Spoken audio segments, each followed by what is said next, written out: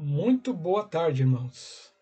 Mais uma vez estamos aqui na EBD, estamos aqui procurando, nos animar com a palavra de Deus, no estudo da palavra de Deus, e este é o momento, né? A gente tem feito uma dobradinha entre eu e o Jonas, né? Nessa EBD, e hoje coube a mim estar aqui conduzindo essa EBD, ok? Que coisas passam pela minha cabeça quando eu preparo a aula de EBD. Sempre pergunto ao Senhor, Senhor, o que o Senhor deseja por meio do estudo da palavra? O Senhor deseja falar a mim e falar à igreja, né? Falar aos irmãos, né? Considerando o mundo que nós estamos vivendo, o contexto em que nós estamos vivendo, né? Nós podemos observar pelo estudo da palavra, né, que desde o Antigo Testamento até o final, até Apocalipse, tudo que foi escrito, a palavra diz isso, né? Foi escrito para o nosso bem e para que Deus possa nos revelar aquilo que Ele deseja de nós, aquilo que vai nos fazer bem, na verdade, dentro de um contexto de vida real, não é? Sempre o estudo da palavra vem para iluminar o contexto de vida que nós estamos e também vem para nos falar de uma maneira muito pessoal, perfeito?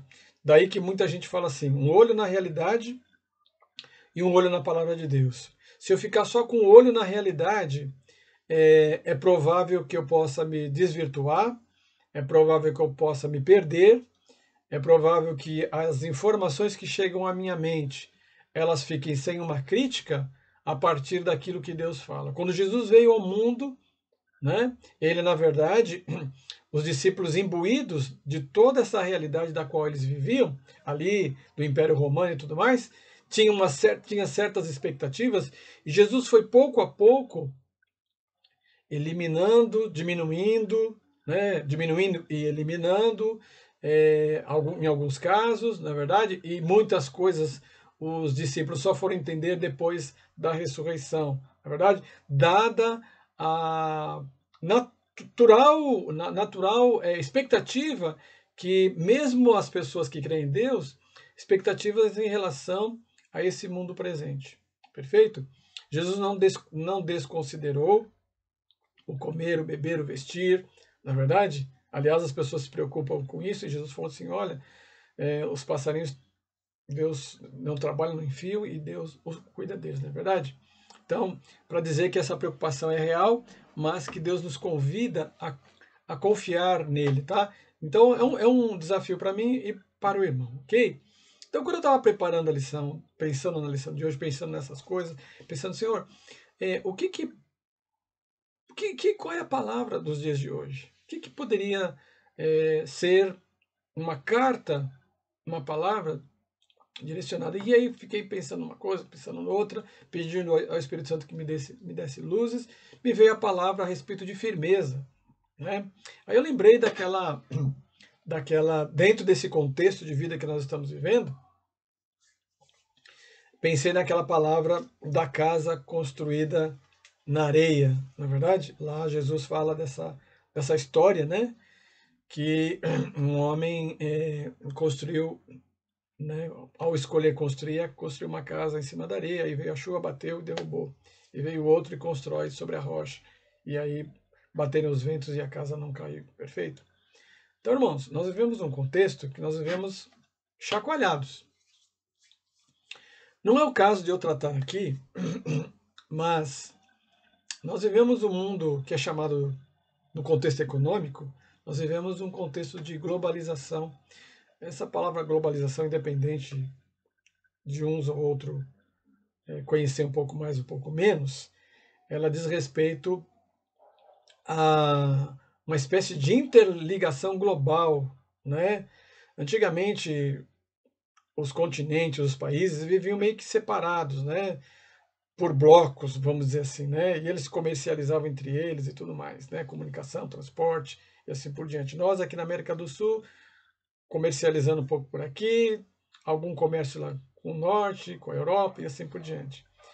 O atual estágio que nós estamos vivendo da organização do mundo a partir das potências políticas de maior influência no mundo, né? E a partir da noção, de uma certa noção de economia, produziu o que nós estamos vivendo hoje, né? Que é essa globalização. Então, no mundo globalizado, tudo está interligado. A própria palavra global é tudo, né? O globo todo está interligado, né?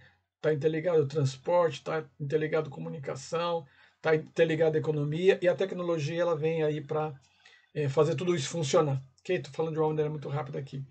Esse é um lado da questão. Outro lado é que quanto mais vem a necessária progresso tecnológico, vem com ele também, bom, né?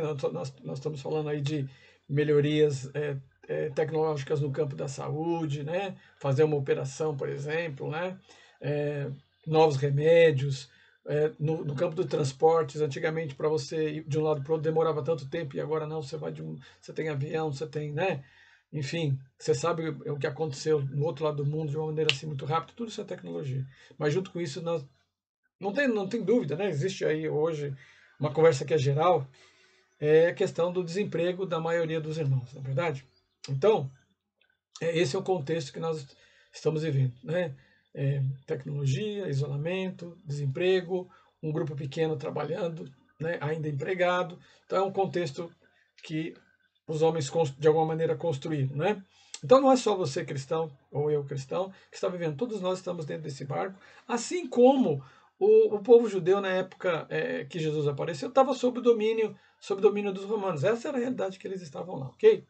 Então, irmãos, eu estou pensando assim, no momento como esse que nós estamos vivendo, qual é a palavra de firmeza, né, que a gente tem? Nós já estudamos aqui, por exemplo, a carta de Pedro, e ele fala com muita clareza lá que a grande esperança nossa é que o Senhor nos encontrou, essa maior, porque se nós esperarmos uma melhora só para esse mundo, nós estamos perdidos, ok? E não significa que você não deva trabalhar da melhor maneira possível, fazer da melhor maneira possível todas as coisas, né? Mas não pensar que o fim da vida é aqui. Então eu pensei nessa palavra firmeza, eu não sei como que o seu Roberto lá no sítio está vivendo, eu não sei como, muitas vezes como a dona Leila está vivendo, eu não sei muitas vezes como a Ruth está vivendo, muitas vezes eu não sei como o pastor está vivendo, né? Mas nós da liderança da igreja, a gente tem essa preocupação, que a palavra de Deus seja o nosso alimento. E aqui nós temos em Isaías uma palavra, Isaías 6, é um texto conhecido, né? O capítulo 6, muito embora o versículo, eu não tenho visto muita gente falando dele, mas eu achei interessante o versículo 13 do capítulo 6 de Isaías, que diz assim, né? Mas se ainda a 10ª parte dela ficar, tornará a ser pastada, como o carvalho e como a azinheira, que depois de se desfolharem, ainda ficam firmes. Assim a santa semente será a firmeza dela. Amém, irmãos? Então, essa palavra aqui, então, fiquei pensando qual é o contexto dessa palavra. Então, porque é que ele fala? Né, uma 10ª parte. Então, nós vamos pensar que existe um grupo de pessoas, no seu todo, perfeito? E você divide esse grupo em 10 partes. Ele diz que, no versículo 3, mas se ainda a 10ª parte dela ficar, ele está dizendo que 9 partes, de alguma maneira, não vai ficar. Não sabemos, né, porque eu não expliquei aqui agora, mas não vai ficar. Mas ainda que ficar a última, de 10 partes, ela será pastada. Né? Então ela está dizendo que ela vai ser, aqui é o contexto, ela vai ser destruída, de alguma maneira. Né? E aí ele traz uma outra palavra junto com essa, de meio de destruição, uma outra palavra no mesmo versículo. Como o carvalho e como a azinheira, que depois de se desfolharem ainda ficam firmes, assim a santa semente será a firmeza dela. Então ele está dizendo que há uma parte que vai ser destruída, e talvez a grande maioria, e uma parte pequena que vai sofrer, mas me parece que tem um grupo que vai ficar firme. Esse é o convite que a palavra de Deus nos convida hoje, ok? Então, o que nós temos aqui? No versículo 6, os irmãos, já foi pregado sobre isso muitas vezes, trata-se do chamamento a vocação de profeta do profeta Isaías, de Isaías como profeta, né? Ele está ali no ano em que o rei Uzias morreu, perfeito? E o que acontece?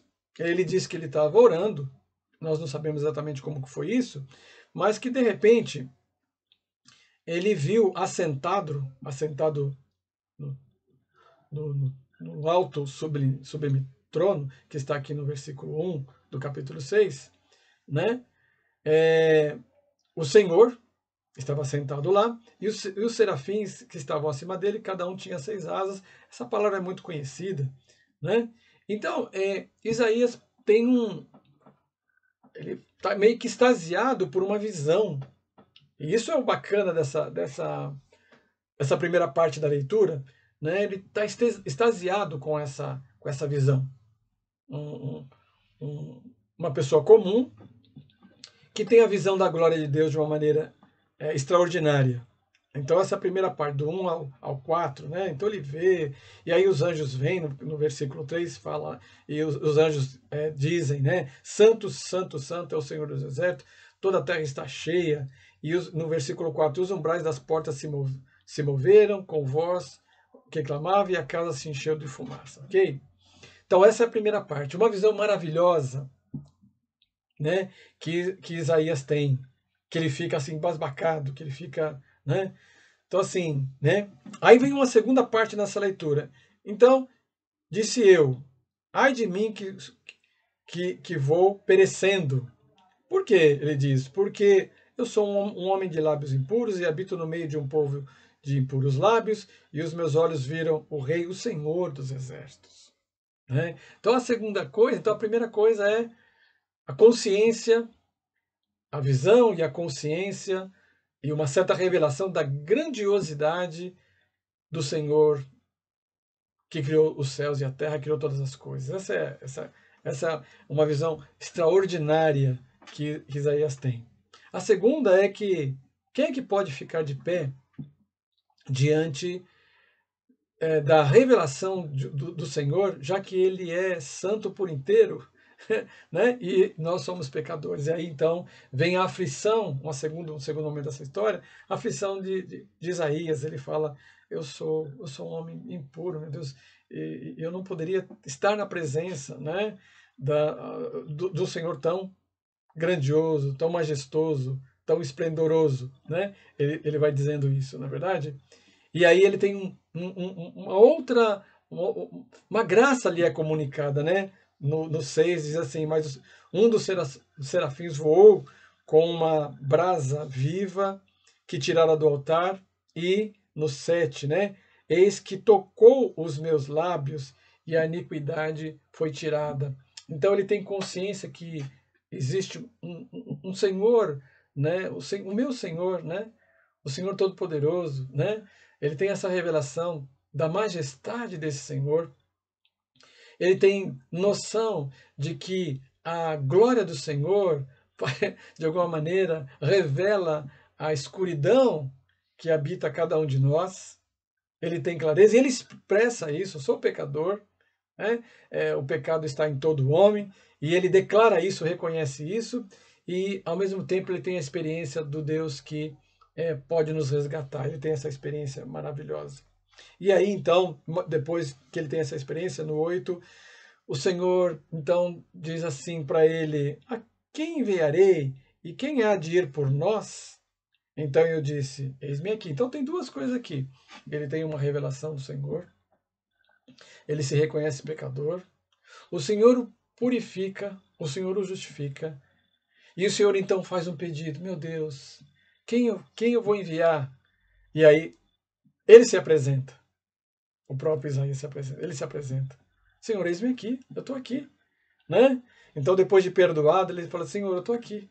Se o Senhor quiser contar comigo, e aí vai. Né? E a tarefa dele é muito difícil.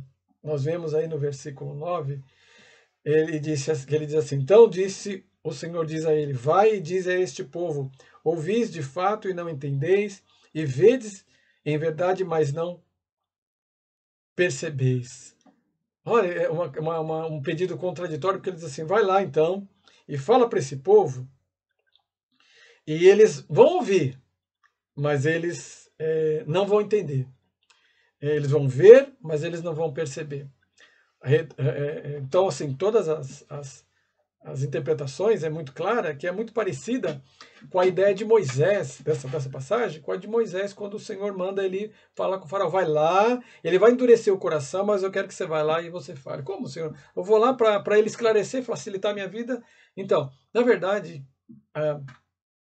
o que está sendo dito aqui é que a palavra, quando ela é proclamada, quando ela é dirigida, quando ela chega, né, aquela terra, aquele coração que está aberto a receber, ele então recebe a palavra e a palavra tem o efeito.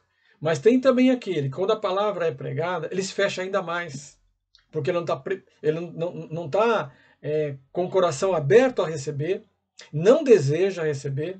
Essa que é a questão que está aqui. Quando ele diz assim, né? Você vai pregar, eles vão ouvir, mas eles não vão entender. Por quê? Porque o coração está endurecido. Irmãos, quando a gente fecha o coração a Deus, e Deus chama, tem uma hora que você se torna insensível. Oxalá o Senhor não nos encontre dessa maneira. A pandemia, o isolamento é uma oportunidade, tudo isso vem falando, para nós nos aproximarmos do Senhor. Porque é um tempo muito, muito difícil, de verdade. Né? É muito difícil. Né? Então, assim, é um tempo de nós nos aproximarmos ainda mais. É mais uma oportunidade que o Senhor dá para nós nos aproximarmos. Né? Porque também é uma oportunidade para algumas pessoas dizer assim, onde está Deus? E então, no sofrimento, muitas vezes se revela a intenção do coração das pessoas. O meu, o seu, de outras pessoas. Né? No sofrimento, quando as pessoas talvez devessem se aproximar ainda mais de Deus, as pessoas vão culpar a Deus. Não é verdade? Então o Senhor quer nos curar, quer se aproximar de nós.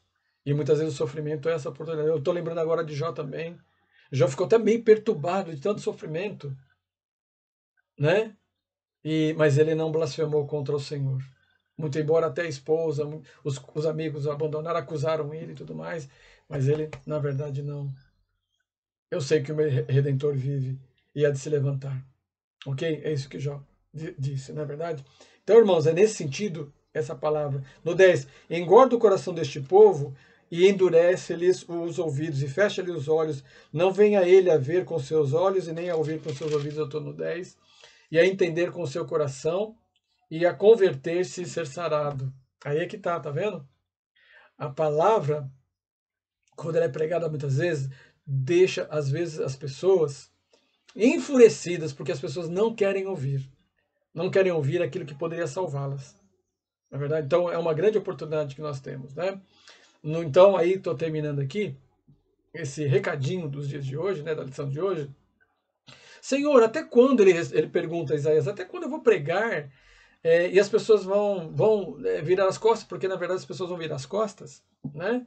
Ele fala, e o Senhor responde, até que se assolem as cidades e fiquem sem habitantes nas casas, não fique o morador e a terra seja assolada por um todo. É uma imagem de terra arrasada. Aqui essa palavra está muito próxima ao período em que o povo vai para o exílio. E o povo vai para o exílio duas vezes. Uma parte vai no primeiro momento, depois uma segunda parte vai definitivamente. Ok, irmãos? É nesse sentido. Então nós vivemos hoje, o mundo está entrando em pânico.